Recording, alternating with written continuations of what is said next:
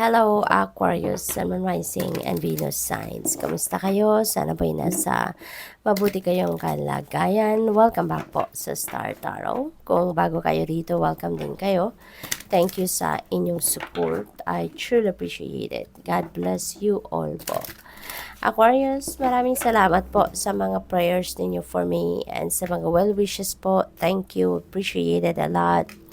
Pauna mensahe ninyo, Five of Pentacles. Ayan. So, siguro ang iba sa inyo dito is isolating yourself. Feeling siguro ninyo wala kayong kasangga, wala kayong kaibigan, wala kayong kapamilya. Diba? Baka you're feeling abandoned, no? You're feeling abandoned. Kaya, ang tendency, dahil yun ang nararamdaman ninyo, ginagawa nyo din talagang i-isolate ang inyong sarili, ilayo ang inyong sarili, no? But that's not, Aquarius, no? Kung iniisip ninyo wala kayong makakatulong, walang kasangga kayo, that is not true, no? Sinasabi ng universe sa inyo dito, no, na lahat sila sa spirit realm nandiyan, laging naghihintay lang sa iyo, no? You just need to ask for help, you just need to reach out to them. Kung kailangan mo ng tulong, ask for help, no? Diba? May promise ang universe na ask and you shall receive, diba? Kaya, they are just a prayer away. Huwag ninyong isipin na mag-isa lang kayo, okay? Dito din sa physical realm, ano? Meron, imposible na wala kayong malalapitan, wala kayong makakausap, no? You just need to reach out, diba? You just need to reach out to people. When you need help, huwag kayong mag-alala. Okay? Kasi lahat tayo, no? Lahat tayo, meron tayong punto sa buhay, dumarating yan na kailangan din natin ng tulong. Kaya, we are all entitled to ask for help. We are all entitled to receive help from other people. Okay? Kaya wag na ninyong isipin na mag-isa lang kayo or solo lang kayo, wala kayong kasangga. Okay? What else? We have Four of Pentacles. Ayan. So, for others of you, baka ito yung, kung meron kayong problema sa pera, baka yung problema ninyo, or pinagmulan, or pinag-ugatan ng problema ninyo is because out of control kayo pagdating sa managing of your pera, no?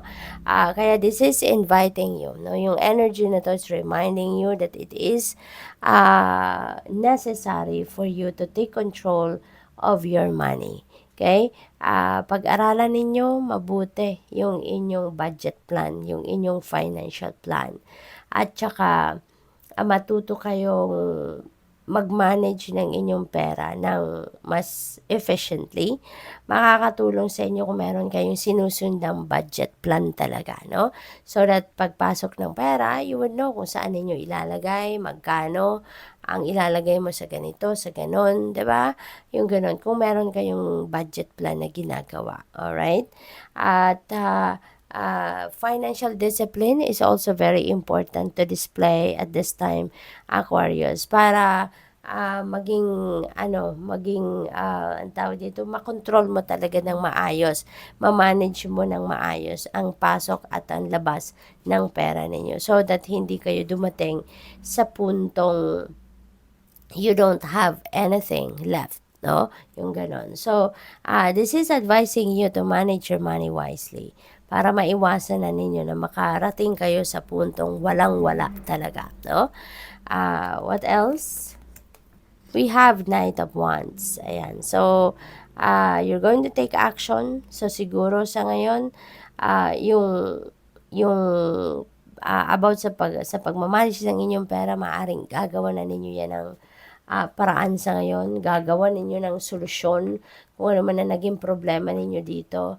Maaari kung ano yung pagkukulang ninyo, yan ay pag-iisipan ninyo mabuti kung paano ninyo mapupunuan, something like that. So, you're really going to to take action on how you are going to improve, no, your finances at this time. What else? We have Queen of Cups. Maybe there is someone dito that is very supportive of you. Maaring ninyo ito, malapit na tao sa inyo. This could be your mom, this could be your grandma, maaring asawa ninyo din ito, maaring kaibigan ninyo that is very supportive of you, very motherly sa inyo, yung gano'n, Aquarius. And maybe this person is going to be the one supporting you dito, sa inyong mga kailangan gawin. Maaring siya din na magbibigay sa inyo ng advice, maaring siya din yung tutulong sa inyo para makapagsimula kayo, mag-take action para sa pag-aayos ng inyong sitwasyon pangkaperahan. This could also signify, na may mga divine guidance na pinapadala sa inyo ang universe. So, baka pukaw ito para sa inyo na pakinggan ninyo yung inyong intuition, pakinggan ninyo ang inyong sarili because you're being sent guidance, para matulungan kayo on how you're going to navigate your current circumstances sa ngayon.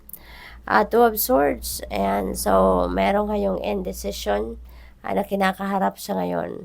Maaring may kailangan kayong pagdesisyonan, maaring related dyan sa pera o related sa relationships, pero hindi kayo makapagdesisyon sa ngayon because maybe you're not seeing the heart of your situation yet, Parang closed off ang puso ninyo, closed off din siguro yung isip ninyo sa ibang bagay, kaya hindi ninyo nakikita ang dapat ninyong makita, What else? We have Seven of Pentacles. Ayan. So, you are waiting for something dito.